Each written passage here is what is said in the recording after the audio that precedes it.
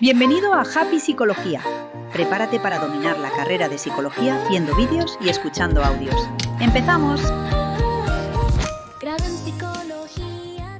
Imagina por un segundo que todo lo que ves, lo que escuchas y lo que tocas no existe tal y como crees. Que los colores no están en las cosas, sino dentro de tu cráneo, y que el sonido es solo una vibración silenciosa hasta que tu oído la toca. Bienvenidos a un viaje alucinante hacia la ingeniería de nuestra propia realidad. Hoy exploramos el capítulo 11 del Manual de Fundamentos de la Psicobiología de la UNED, los sistemas sensoriales. Vamos a descubrir cómo tu biología transforma el caos del universo en una experiencia ordenada. Recuerda que puedes seguirnos en Instagram y TikTok en happy.app, donde aprenderás curiosidades de tu cerebro con reels de 1 minuto. Y por favor, suscríbete al canal. Os dejo con Sara y Daniel. Hoy tenemos mucho material, desde cómo funciona tu retina hasta por qué la música te emociona. Así que preparaos para una inmersión profunda en los sentidos. Hola y bienvenidos a esta nueva inmersión en el conocimiento. Hoy, y tenemos que darle las gracias a Cristina por el material, vamos a explorar el capítulo 11, los sistemas sensoriales. Hola. Pues sí, el reto que tenemos es de los buenos, pero la verdad es que es un tema apasionante. Vamos a intentar entender cómo el sistema nervioso, que al final está encerrado en la oscuridad de nuestro cráneo, construye esa realidad tan rica que vivimos. Exacto. Y para empezar, vamos a lanzar una idea que lo cambia todo, el gancho de nuestro análisis de hoy. A ver. La idea es que en realidad no vemos con los ojos, ni oímos con los oídos, lo hacemos todo con el cerebro. Los ojos, los oídos, son solo los sensores. El verdadero espectáculo ocurre aquí dentro, en la cabeza. Totalmente. Es una idea que choca al principio, pero es la base de todo. Y nos lleva a la primera gran pregunta, claro. El mundo nos manda estímulos de todo tipo. Luz, sonido, química. Claro, son como idiomas distintos. Exacto. Y el cerebro, sin embargo, solo entiende un idioma. Solo uno. Los impulsos eléctricos. Solo impulsos eléctricos.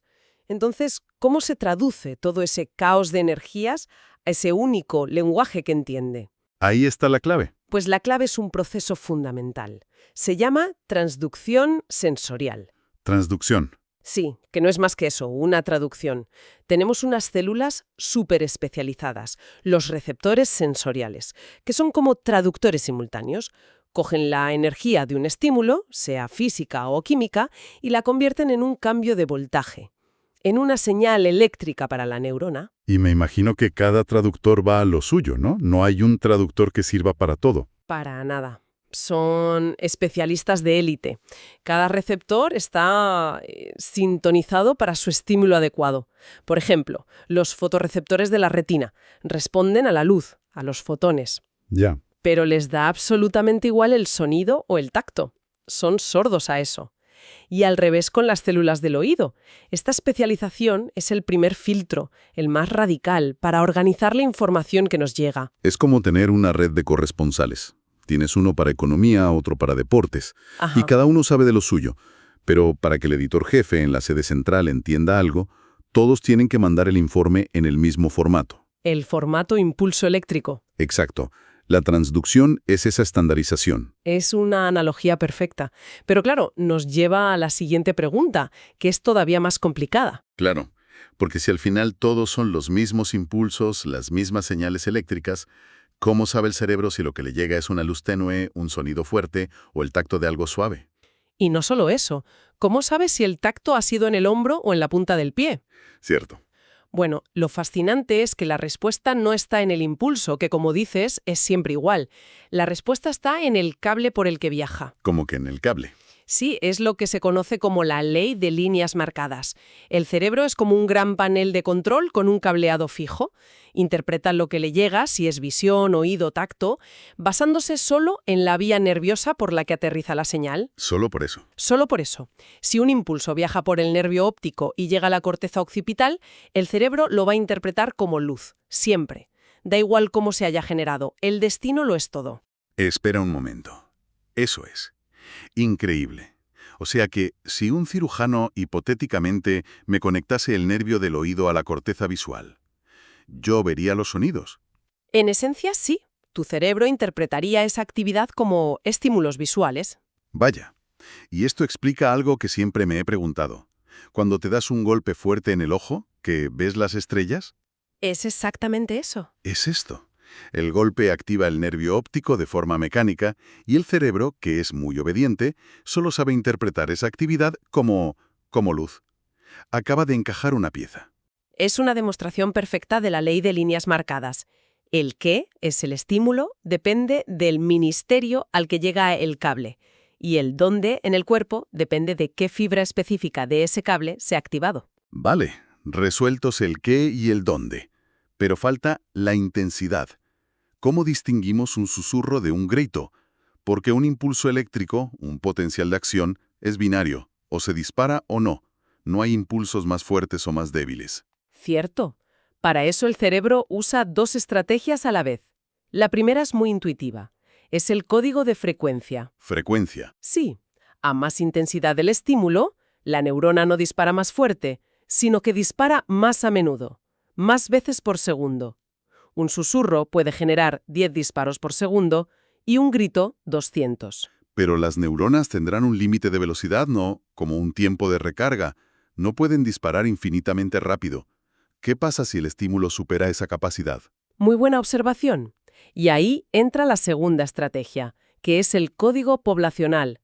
El sistema nervioso tiene, por así decirlo, un ejército de reserva. Un ejército. Sí, neuronas con distintos umbrales, algunas son súper-sensibles y se activan con estímulos muy débiles. Otras son más duras de oído y solo se activan cuando la intensidad ya es muy alta. Ah, vale. Así que, a medida que aumenta la intensidad, se van reclutando más y más neuronas. El cerebro entonces evalúa dos cosas, la frecuencia de disparo de cada una y cuántas neuronas en total están disparando. Entendido. Modalidad, localización, intensidad. Nos queda la duración. Las neuronas se quedan disparando todo el rato mientras dura el estímulo. Lo digo porque llevo un rato sentado y no soy consciente de la silla. Mi cerebro parece haberlo ignorado. Y esa es una cuestión clave. Sería un derroche de energía y de atención estar informando de todo el rato. La solución es la adaptación sensorial. Los receptores también editan la información. ¿Cómo que la editan? Pues hay dos tipos. Por un lado, los receptores fásicos, de adaptación rápida. Son los detectores de novedades.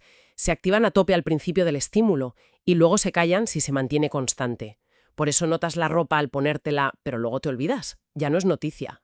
Son los que gritan, ¡atención, algo ha cambiado! Y luego se silencian. Justo. Y por otro lado están los receptores tónicos, de adaptación lenta. Estos sí que son persistentes. Siguen enviando señales mientras dura el estímulo. ¿Y para qué sirven? Son cruciales para información que necesitas de forma continua. Piensa en el equilibrio o en la postura. Ahora mismo los receptores de tus músculos le están diciendo a tu cerebro dónde están tus piernas. Si se callaran te caerías. O un ejemplo más claro, el dolor. Es una señal tónica para avisar de un daño que persiste. Podemos coger un sentido y seguir el cable. La visión, por ejemplo. Es el caso de estudio perfecto, sí. El viaje empieza cuando la luz, los fotones, atraviesan la córnea, luego el cristalino, que es una lente, enfoca esa luz en la retina, que es como la pared del fondo del ojo. La retina. Es como una película fotográfica biológica. Es mucho más que eso. Es tejido nervioso. Es literalmente una parte del cerebro que se ha desplazado hacia el ojo. Y justo detrás de ella hay una capa muy importante que a menudo se nos olvida. El epitelio pigmentado. ¿Y qué hace? Es una capa oscura, negra, que absorbe toda la luz que sobra, la que no captan los receptores. Evita que la luz rebote dentro del ojo y cree reflejos. Es fundamental para que la visión sea nítida. Qué bueno el detalle. Y en la retina entonces están los fotorreceptores, los famosos conos y bastones. ¿Por qué dos tipos? ¿Qué hace cada uno? Pues porque en realidad no tenemos un sistema visual. Tenemos dos en paralelo, en cada ojo. ¿Dos sistemas? Sí. Por un lado, los bastones. Son los especialistas de la noche. Hay muchísimos, más de 100 millones, y son increíblemente sensibles. Un solo fotón puede llegar a activarlos. Vaya. Pero tienen dos pegas. No ven en color y su resolución es muy baja. Son los responsables de la visión escotópica, la que usamos cuando hay muy poca luz. La visión esa en blanco y negro y un poco borrosa de cuando te levantas por la noche por agua. Exactamente. Y esa baja resolución se debe a algo llamado alta convergencia. Cientos de bastones le envían su señal a una única célula nerviosa. Esto suma la luz, lo que es genial para detectar algo muy tenue, pero pierdes por completo el detalle de dónde vino exactamente la señal. Se sacrifica detalle por sensibilidad. Eso es. Y luego está el otro equipo, los conos. El equipo diurno. Correcto, son muchos menos y se concentran sobre todo en el centro de la retina, en un punto llamado la fóvea, que es donde tenemos la máxima agudeza visual.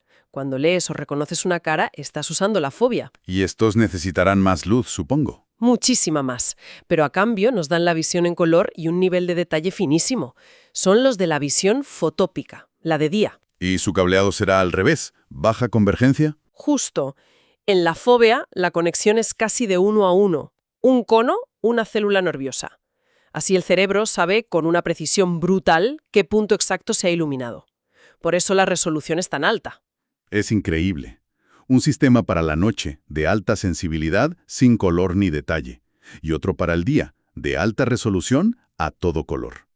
Esto explica por qué al atardecer los colores parecen apagarse. Los conos dejan de funcionar y ceden el testigo a los bastones. Exacto. Pero has dicho que la retina es cerebro. ¿El procesamiento no puede acabar ahí? Ni mucho menos, apenas acaba de empezar. Aquí entran en juego las células ganglionares. Son las que recogen la información ya procesada de los conos y los bastones y forman el nervio óptico. Pero lo genial es cómo ven el mundo. ¿Cómo que cómo lo ven?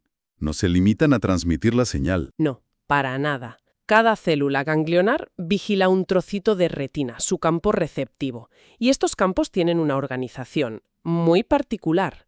Antagonismo centro-periferia. Eso suena complicado. Imagina una diana, un círculo central y un anillo alrededor. Pues hay dos tipos de células. Las de centro on se excitan, disparan más cuando la luz da en el centro de la diana. Vale. Pero, y aquí viene lo raro, si la luz da solo en el anillo de la periferia, la célula se inhibe, deja de disparar. ¿Se apaga? Se apaga. Y las de centro off hacen justo lo contrario. Se apagan con luz en el centro y se activan con luz en la periferia. Un momento, para. Una célula que se apaga cuando le da la luz, ¿para qué sirve algo tan enrevesado? Parece totalmente contrario a la lógica. Parece ilógico si piensas que el objetivo es detectar luz, pero no lo es. La función de todo esto es la detección de contraste y de bordes. A ver. Piénsalo. ¿Qué pasa si iluminas todo el campo de una célula de centro on de forma uniforme? El centro se excita, pero la periferia se inhibe. Como son efectos opuestos, se cancelan entre ellos. La célula apenas responde. Le dice al cerebro, aquí no hay nada interesante, todo igual. Sin novedad en el frente, jefe. Exacto. Pero ahora imagina que justo por el medio de su campo pasa un borde. Una línea entre una zona oscura y una iluminada. La luz cae solo en el centro de esa célula de centrón y la periferia queda a oscuras. No hay nada que la inhiba. Nada. El resultado es que la célula dispara como una loca. Máxima respuesta. Le está gritando al cerebro. ¡Atención! Aquí hay un borde. Un cambio. ¡Ostras, qué bueno! La retina no envía una foto, envía algo mucho más útil. Un mapa de contornos, un esquema de los bordes donde la luz cambia. ¿Es el primer paso para empezar a dibujar las formas de los objetos? Vamos a recapitular porque esto es tremendo. El viaje, desde un fotón hasta que yo percibo algo, es un proceso activo de traducción, de codificación y sobre todo de interpretación brutal. Sí. La transducción convierte luz en electricidad. La codificación informa de la intensidad. Las líneas marcadas le dicen al cerebro que es luz y no sonido. Y ahora vemos que la retina no es una cámara pasiva. Es un agente de inteligencia del cerebro en primera línea. Pero a mí lo que me fascina es el siguiente paso, porque la señal no llega directamente a la parte del cerebro que ve y dice, una taza. Hay una parada crucial, ¿verdad? Totalmente. Y no es una parada cualquiera. Es una especie de aduana cerebral increíblemente sofisticada. Antes de que podamos formar una imagen coherente o siquiera empezar a procesarla, toda esa información tiene que ser ordenada, clasificada y distribuida, supongo. Y distribuida, exacto. Esa parada es el tálamo, que actúa como la gran estación central de relevo para casi todos nuestros sentidos. Y para la visión, la ventanilla específica es una estructura asombrosamente organizada que se llama núcleo geniculado lateral, o NGL. Núcleo geniculado lateral. Suena, vamos, a centro de control de una misión espacial. Entonces, esta estación de relevo es solo un lugar donde la información cambia de tren, o ya se empieza a procesar de verdad la información en esta parada. Es mucho más que un cambio de tren. Es un centro de clasificación de altísima tecnología. Imagina un edificio de 6 plantas, pues el NGL está organizado en 6 capas. Y lo primero, que es fascinante, es que mantiene la información de cada ojo estrictamente separada. ¿Ah, sí? Sí. 3 capas reciben información de un ojo y las otras 3 del otro. Vaya, qué organización. Pero, ¿por qué esa separación tan estricta? Si al final vamos a combinar las imágenes para ver en 3 dimensiones, parece, no sé, un poco contraintuitivo. Es una pregunta excelente porque parece que complica las cosas, pero es que en realidad es la clave para la visión estereoscópica. Al mantener las señales separadas pero perfectamente alineadas, el cerebro puede después comparar con una precisión milimétrica las pequeñas diferencias entre las dos imágenes. Y esa diferencia es lo que nos da la percepción de profundidad. Claro, el 3D. Exacto. Es como entregarle a la corteza visual 2 fotos del mismo objeto desde ángulos un poquito distintos, ya listas para ser fusionadas. Entendido. Es preparar el terreno para el gran truco del 3D. Y dentro de esas capas, ¿qué tipo de clasificación se hace? Pues aquí es donde la estrategia de divide y vencerás del cerebro se vuelve súper evidente. La información se divide en al menos 2 canales principales que procesan aspectos radicalmente diferentes. Por un lado están las capas magnocelulares. Magnocelulares. Sí, formadas por neuronas grandes. Son las detectives de movimiento. Me gusta el nombre. Responden rapidísimo, de forma transitoria, son muy sensibles al movimiento, a los cambios bruscos, pero no al detalle fino ni al color. Su trabajo es gritar, ¡hey! Algo se mueve ahí. Captan el dónde y el cómo se mueve. Vale, el equipo de respuesta rápida, el que te avisa si un coche viene hacia ti. Justo. Y por otro lado están las capas parvocelulares. Estas tienen neuronas mucho más pequeñas. Son, por así decirlo, las artistas del detalle. Mantienen su respuesta más tiempo, son más lentas, pero tienen una resolución espacial altísima. Son cruciales para la forma, los detalles finos y, muy importante, el color. O sea, estas son las que dicen, lo que se mueve es un coche rojo de esta marca con un arañazo en la puerta. Exactamente. Se encargan de captar el qué es algo. Espera. ¿Me estás diciendo que antes de que la señal llegue siquiera a la corteza visual, el cerebro ya ha decidido? ¿Tú te encargas del movimiento, tú del detalle y el color? Precisamente. Es una especialización increíblemente temprana. Y esa información, ya preclasificada, viaja a través de las radiaciones ópticas hasta su siguiente destino, la corteza visual primaria, o V1. Que está en la parte de atrás del cerebro, ¿no? En el lóbulo occipital. Justo ahí.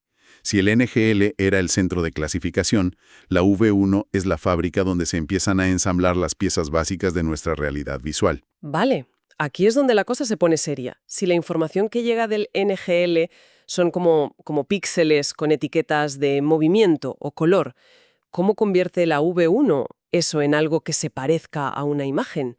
Los investigadores Hubel y Widel ganaron un Nobel por descifrar esto, ¿no es así? Sí, y es una de las historias más bonitas de la neurociencia. Su trabajo fue revolucionario. Estaban estudiando neuronas individuales en la V1 de gatos, proyectando puntos de luz en una pantalla. Y durante horas, nada. Las neuronas no respondían. ¡Qué frustrante! Totalmente. Estaban a punto de rendirse cuando, al cambiar una de las diapositivas del proyector, el borde de la diapositiva proyectó una línea de luz que cruzó la pantalla. Y de repente, se activó algo. Una neurona empezó a disparar como una ametralladora. Fue un accidente genial. Vaya. Se dieron cuenta de que las células de la V1 no estaban interesadas en puntos, estaban especializadas en líneas. Propusieron una jerarquía de procesamiento. A ver, usemos una metáfora. Imaginemos que el cerebro construye una escena con piezas de Lego. Vale. En la retina y el NGL, las neuronas son sensibles a los píxeles, a las piezas individuales. Pero al llegar a la V1, el primer nivel, lo forman las células simples. ¿Y estas son las que detectan las líneas? Exacto. Pero no cualquier línea. Cada célula simple tiene una orientación preferida. Es como si en la fábrica de V1 un constructor solo pudiera colocar ladrillos en vertical, otros solo en horizontal, otros solo a 45 grados. Entiendo. Cada una está ultra especializada. Se activa al máximo solo cuando una línea con su ángulo preferido aparece en un lugar muy concreto de su campo visual. Fascinante. Ya no son puntos, son bordes, contornos. Hemos pasado de píxeles sueltos a tener los primeros trazos de un dibujo. Pero claro, un boceto no es la imagen completa. ¿Qué pasa después? Ahí entra el siguiente Erimed, las células complejas. Estas son el siguiente eslabón. No solo detectan una línea con una orientación, sino que se activan muchísimo cuando esa línea se mueve en una dirección específica. Ah, o sea que añaden el movimiento a la ecuación del contorno. Exacto. Siguiendo la metáfora, serían los supervisores de la fábrica. No solo ven la línea de ladrillos, sino que se activan cuando esa línea se está moviendo de izquierda a derecha, por ejemplo. Son los detectores de movimiento direccional. Justo. De acuerdo. Entonces la V1 ha descompuesto el mundo en líneas, ángulos y movimiento. Pero todavía no sabemos qué es lo que estamos viendo, ni dónde está. ¿A dónde va toda esta información ahora? A partir de aquí, la información se bifurca en dos grandes autopistas de procesamiento que analizan la escena en paralelo. Dos autopistas. La primera es la vía ventral, la ruta del qué. Se dirige hacia el lóbulo temporal. Su misión es la identificación de objetos. Es el camino que nos permite reconocer que eso es una taza, una cara o una flor. La que le pone nombre a las cosas. Eso es. Procesa la forma y el color para darnos la identidad de lo que vemos. Y luego está la vía dorsal, la ruta del dónde, o mejor dicho, del cómo. Esta asciende hacia el lóbulo parietal. Su función es procesar la localización de los objetos en el espacio y, sobre todo, guiar nuestras acciones en relación con ellos. Te dice dónde está la taza para que puedas cogerla. Y el fallo en una de estas vías puede tener consecuencias, bueno, asombrosas. Las fuentes describan el caso de la paciente DF, que es un ejemplo que parece de ciencia ficción. Totalmente. Es uno de los casos más ilustrativos de toda la neurociencia. La paciente DF tuvo una intoxicación por monóxido de carbono que dañó de forma muy selectiva su vía ventral, la del qué. ¿Y qué pasaba? Pues cuando le mostraban una ranura, por ejemplo, en vertical, y le pedían que indicara con su mano la orientación, era incapaz. Su respuesta era puro azar. Su sistema de reconocimiento consciente estaba ciego a esa característica. Vale, pero aquí viene lo increíble, ¿no? Aquí viene. A continuación le daban una carta y le pedían que la metiera en esa misma ranura. Y sin dudarlo, orientaba la carta con una precisión perfecta y la introducía. No puede ser. Su vía dorsal, la del cómo, estaba intacta y guiaba su acción de forma impecable.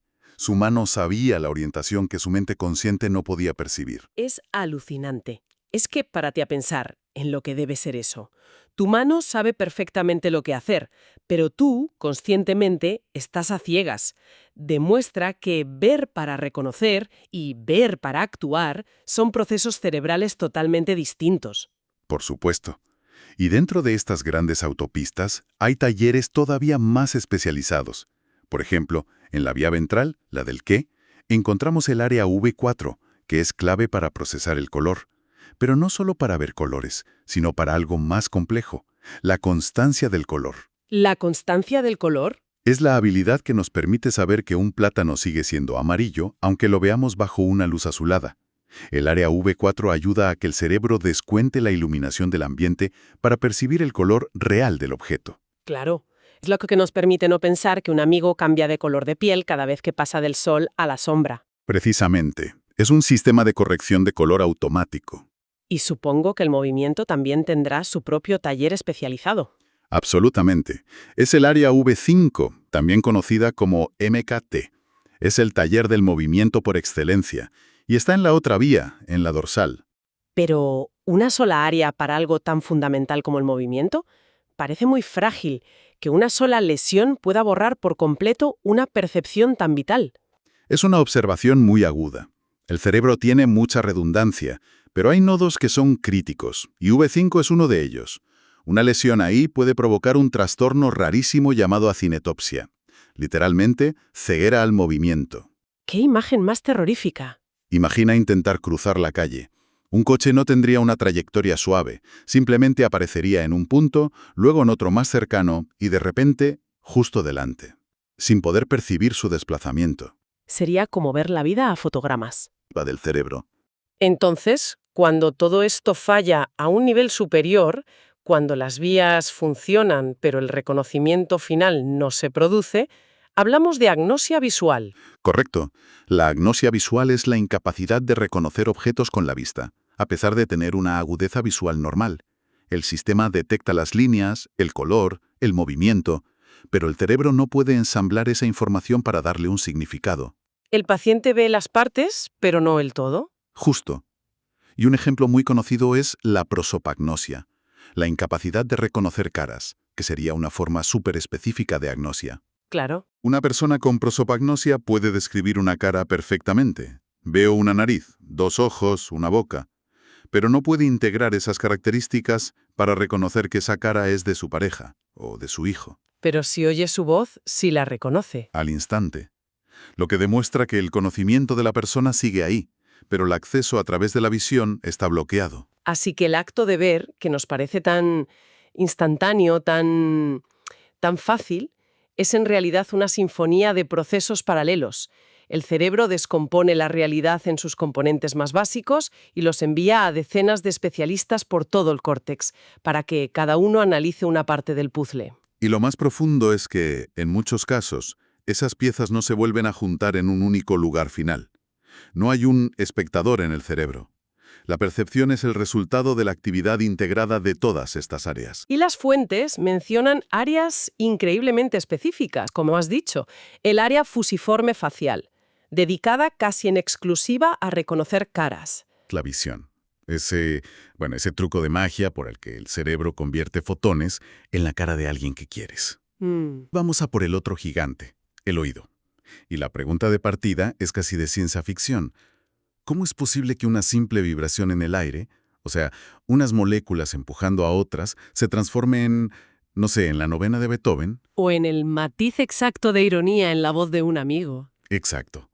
Es un viaje de ingeniería biológica que parece, casi imposible. Totalmente. Y lo curioso es que el primer obstáculo, el primer gran muro que la evolución tuvo que derribar, es pura física de primero de carrera. ¿Ah, sí? Sí. El sonido, como dices, viaja por el aire, un gas. Pero nuestro oído interno, la cóclea, donde ocurre la magia de verdad, está lleno de líquido. Claro. Y, cualquiera que haya intentado gritarle a un amigo que está buceando sabe lo que pasa. El sonido apenas entra, choca contra el agua y rebota. Casi toda la energía, más del 99%, se pierde. Se refleja simplemente. Eso es. Se llama desajuste de impedancia acústica. La naturaleza tuvo que inventarse un sistema para, literalmente, clavar el sonido dentro de ese líquido. Vale, vamos a desglosar ese invento, porque suena a una solución muy ingeniosa. El sonido entra, golpea el tímpano, y entonces llegamos a esa famosa cadena de huesecillos. El martillo, el yunque y el estribo. Eso es. Siempre me los imaginé como algo casi decorativo, pero por lo que dices, son la clave de todo. Son la clave. Y son una obra maestra de la biomecánica, para nada decorativos. Piensa en ello como un sistema de palancas y de concentración de fuerza. A ver. Tienes el tímpano, que es una membrana relativamente grande, vibrando. Y esos 3 huesecillos actúan como un brazo de palanca que transmite esa vibración a una superficie muchísimo más pequeña, la ventana oval, la puerta a la cóclea. O sea que es como intentar clavar una chincheta. No empujas con toda la palma, usas la punta del dedo para concentrar la fuerza. Exactamente esa es la analogía. Concentras toda la energía que recoge el tímpano en un punto mucho más pequeño. Al reducir el área, la presión se multiplica por más de 20. ¡Qué barbaridad! Y ese aumento de presión es justo lo que se necesita para vencer la resistencia del líquido. Compensa casi a la perfección esa pérdida de 30 decibelios de la que hablábamos.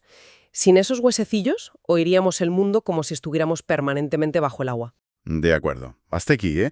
Todo es mecánica de alta precisión, por así decirlo. La vibración, ya con fuerza suficiente, entra en la cóclea, en ese caracol con líquido, pero el cerebro no entiende de palancas. No. El cerebro habla en un solo idioma: impulsos eléctricos. ¿Dónde está el enchufe?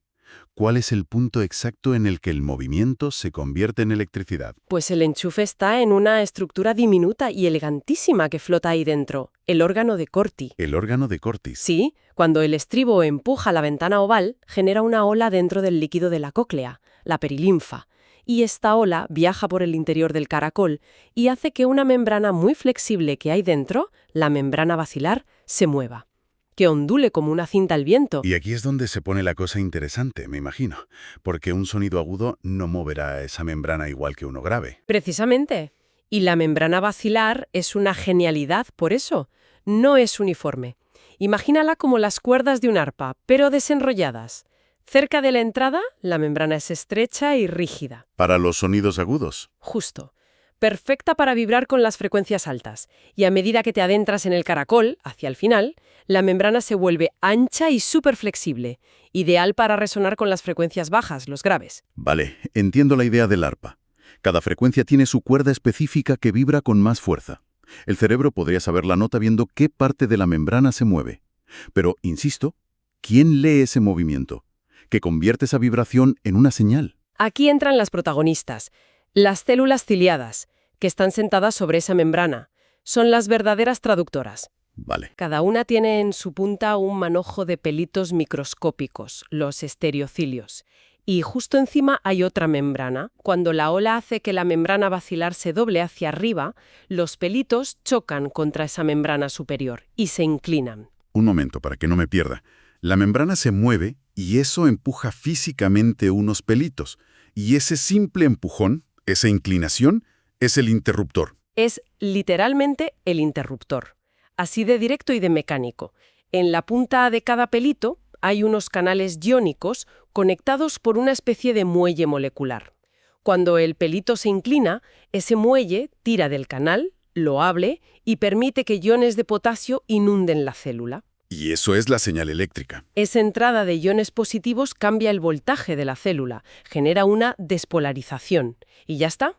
Acabamos de convertir un movimiento mecánico, una vibración, en el lenguaje del cerebro. Es la transducción en su forma más pura. Es alucinante. O sea que en nuestro oído tenemos miles de interruptores microscópicos que se activan mecánicamente al ritmo de las ondas sonoras. Pero claro, el cerebro recibe miles de estas señales a la vez. ¿Cómo organiza todo ese torrente para que no sea un caos? La clave es un principio de organización precioso. La organización tonotópica. Tonotópica. Sí, en esencia, significa que el cerebro es un cartógrafo excepcional y no pierde el mapa por el camino. El orden de las frecuencias de la cóclea, esa especie de teclado de piano, se mantiene de forma exquisita en todo el recorrido. ¿Quieres decir que tenemos un mapa del sonido, un teclado dibujado físicamente en el cerebro? Exactamente. Imagina que la corteza auditiva primaria, el primer sitio al que llega la información, es un teclado de piano gigante. Las neuronas que reciben la información de la base de la cóclea, las notas agudas, están en un extremo. Las que reciben la del ápex, las notas graves, están en el otro. Es un mapa perfecto de frecuencias. Entendido. La frecuencia se traduce en el tono que percibimos gracias a ese mapa. Pero el sonido es mucho más rico. Si una flauta y un violín tocan la misma nota, un la a 440 Hz con la misma intensidad, sabemos que son instrumentos distintos. ¿Cómo es posible si la tecla que se pulsa en el cerebro es la misma? Eso es el timbre, la personalidad del sonido. Y depende de los armónicos. Los armónicos. Sí. Cuando un violín toca un la, no solo produce una onda de 440 Hz, produce esa onda fundamental, que es la más fuerte, pero también un montón de ondas secundarias más débiles que son múltiplos de esa frecuencia. ¿Y la flauta produce otros distintos? Un conjunto completamente diferente. Este cóctel único de frecuencias crea un patrón de vibración mucho más complejo en la membrana basilar, una especie de huella digital sonora. Y es la corteza de asociación, áreas más allá de ese mapa primario, la que analiza esa huella y dice: «Ah, este patrón es un violín». Fascinante. ¿Y qué hay de saber de dónde viene un sonido? Nuestro GPS auditivo. Cerramos los ojos y podemos señalar con una precisión asombrosa de dónde viene un mosquito. ¿Cómo funciona eso? Aquí vemos un paralelismo increíble con el sistema visual. El cerebro auditivo también parece tener dos grandes corrientes de procesamiento. Una corriente ventral, que va hacia el lóbulo temporal, que se encarga del qué. Esto es un violín. Exacto. Y luego hay una corriente dorsal, que va hacia el lóbulo parietal, que se encarga del dónde. ¿Y cómo sabe el cerebro si un coche pita a mi izquierda o a mi derecha? ¿Qué información usa? Usa principalmente dos pistas. Una es la diferencia de tiempo. El sonido llega unos microsegundos antes al oído que está más cerca. La otra es la diferencia de nivel. El sonido es un poco más intenso en ese oído porque la cabeza crea una sombra acústica. O sea que el cerebro es una calculadora de microsegundos y decibelios. Básicamente. Y que son dos sistemas separados, el qué y el dónde, lo demuestran de forma dramática algunos casos de lesiones cerebrales. Cuéntame. Las fuentes documentan el caso de un paciente JG que tras una lesión en la ruta del qué, podía localizar con precisión milimétrica la fuente de cualquier sonido. Le ponían un timbre y señalaba exactamente de dónde venía. Pero si le preguntabas qué era... No tenía ni idea. Ni idea. Y luego está el caso contrario, el de la paciente ES, con lesiones en la ruta del dónde, podía decirte al instante, eso es un teléfono sonando, pero no tenía ni la más remota idea de si venía de la derecha, de la izquierda, de arriba. Es increíble que esas dos percepciones que para nosotros son una sola experiencia, vivan en circuitos cerebrales totalmente distintos. Exacto. Lo que nos lleva a una de las experiencias auditivas más complejas de todas, la música. La música, que involucra melodía, ritmo, armonía, parece un nivel de procesamiento completamente diferente. Lo es. Y la prueba más clara de que son procesos distintos es la existencia de un déficit neurológico llamado amusia, la incapacidad de procesar la música. Espera un momento. Una persona puede perder la capacidad de entender la música, pero seguir oyendo perfectamente una conversación. Sí, y es uno de los fenómenos más extraños y reveladores de la neurociencia. Hay un caso de estudio muy famoso, el de una paciente llamada IR. ¿Qué le pasó? Tras una operación por un aneurisma, su audición general estaba intacta. Entendía el habla, reconocía sonidos cotidianos, pero la música se había convertido para ella en un idioma extranjero. Las fuentes señalan que era incapaz de reconocer una melodía tan universal como el cumpleaños feliz. Eso me vuela la cabeza. O sea que para esta paciente IR, escuchar a Queen o escuchar el ruido de unas obras podría ser, ¿le faltaría esa capa de sentido musical? Podría decir, esto es agradable o esto es estridente, pero no, esto es Bohemian Rhapsody. Pero aquí viene lo más fascinante de su caso. A ver. A pesar de ser incapaz de reconocer ninguna melodía, IR seguía disfrutando de la música. Podía escuchar una pieza y decir si era triste o alegre. Podía identificar si transmitía pena, sorpresa o ira. Un momento, esto es alucinante. O sea que en el cerebro, la ficha técnica de una canción, sus notas, su ritmo y la emoción que nos provoca, ¿viven en casas separadas? Has dado en el clavo. Podrías perder la llave de la casa del análisis, pero seguir entrando en la de la emoción. Eso es exactamente lo que su caso demuestra.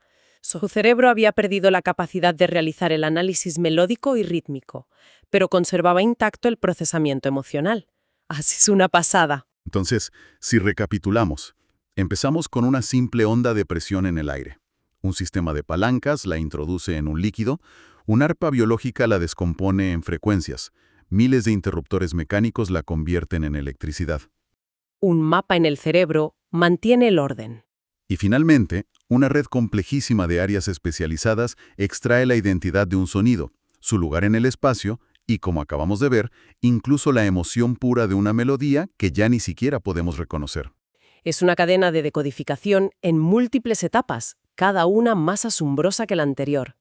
Y para terminar, una última idea que dejan caer las fuentes y que es casi filosófica. Ese mapa de frecuencias en el cerebro no es fijo. No es estático. No es plástico. Por ejemplo, en personas con pérdida de audición en ciertas frecuencias, las zonas del cerebro que antes respondían a esos sonidos no se quedan en silencio, empiezan a ser reclutadas por las frecuencias vecinas, se reorganizan. El cerebro odia el vacío, por lo que parece. Exacto. Bien, entonces, si continuamos nuestro recorrido por los sentidos, llegamos a uno que damos por sentado, pero que es increíblemente complejo. El sistema somatosensorial, el tacto. Pensamos en la piel como una simple barrera, pero en realidad está, repleta de sensores especializados. Exacto. Y no es un solo sentido, es que son varios a la vez.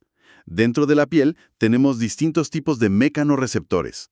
Por un lado, los corpúsculos de Meissner y los discos de Merkel. Los más superficiales, ¿no? Esos son. Se encargan del tacto fino, de los detalles, de las texturas. Y luego, más profundo, están los corpúsculos de Ruffini y los de Pacini. Vale, ¿y estos últimos qué hacen? Pues detectan cosas como el estiramiento de la piel o, por ejemplo, las vibraciones. Y lo que me parece fascinante es cómo responden. Leía en las fuentes que unos son como una alarma, que suena solo cuando hay un cambio. Y otros son como un vigilante que está informando constantemente, ¿no? Esa es una buena analogía. Muy buena. Técnicamente se conoce como la velocidad de adaptación. Los receptores fásicos, como los de Pacini, son de adaptación rápida. Las alarmas. Exacto. Responden al inicio y al final de un estímulo, a los cambios. Informan sobre la vibración, por ejemplo. Claro. Y luego están los tónicos, como los discos de Merkel. Son de adaptación lenta. Los vigilantes. Eso es. Mientras el estímulo esté presente, siguen enviando señales.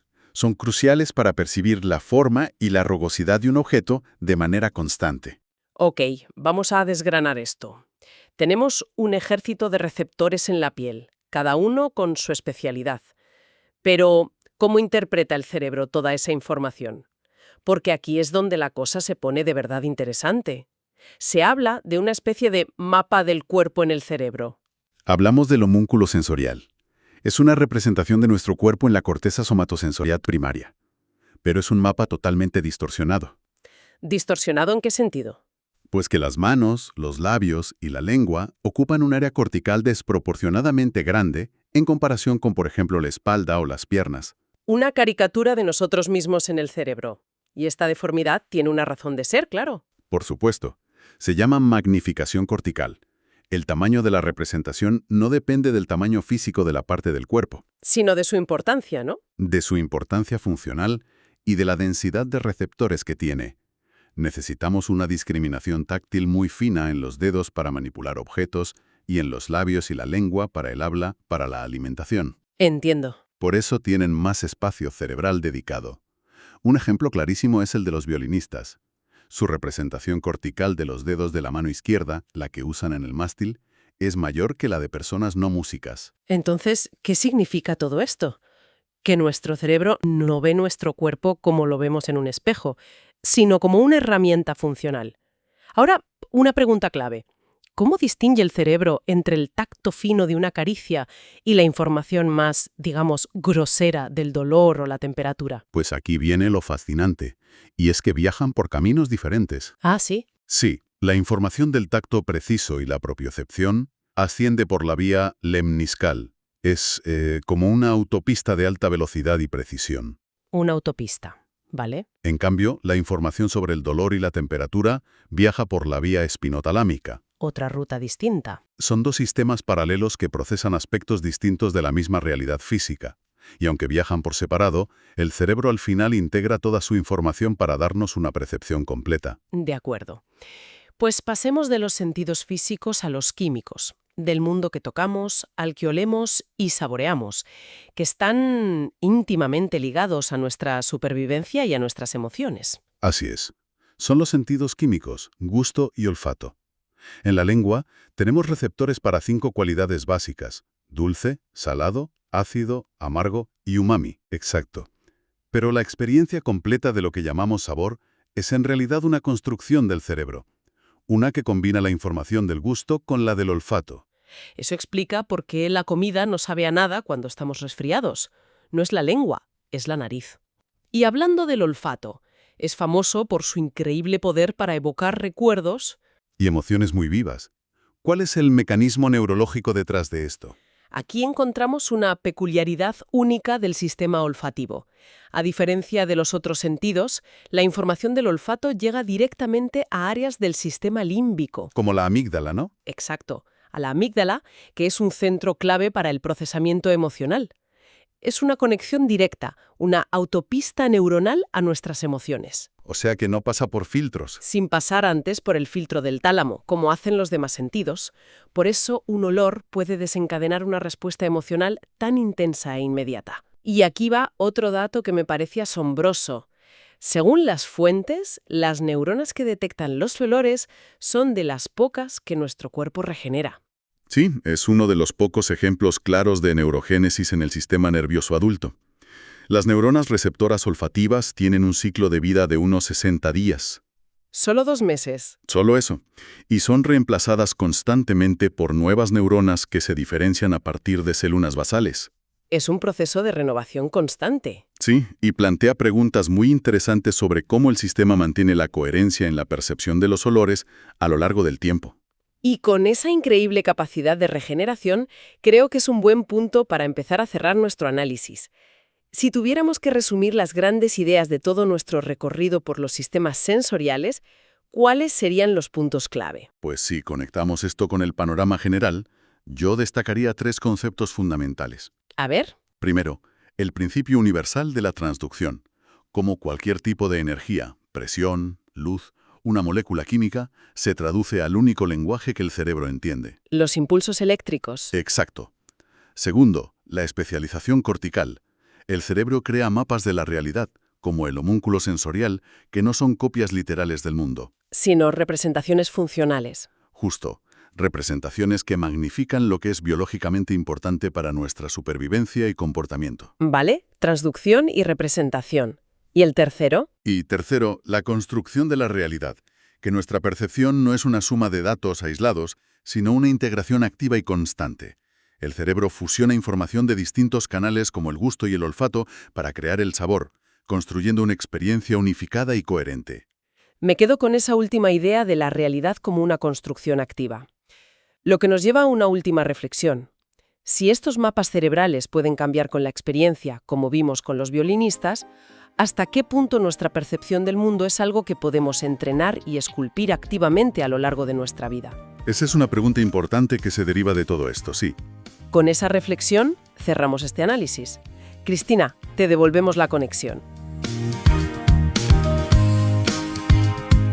Increíble. Me ha fascinado la explicación sobre cómo el cerebro divide la visión en qué es y dónde está.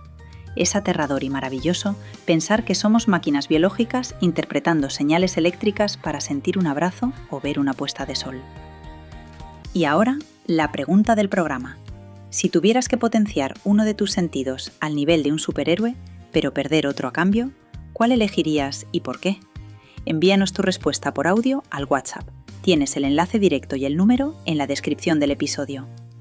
Y por cierto, ¿sabías que existe un animal marino que se come su propio cerebro en cuanto decide dejar de moverse para siempre? La ciencia dice que el cerebro solo existe para producir movimiento. En el próximo capítulo descubriremos por qué toda tu inteligencia no sirve de nada si no puedes actuar. Grado en psicología, tu carrera ha comenzado. Aprende a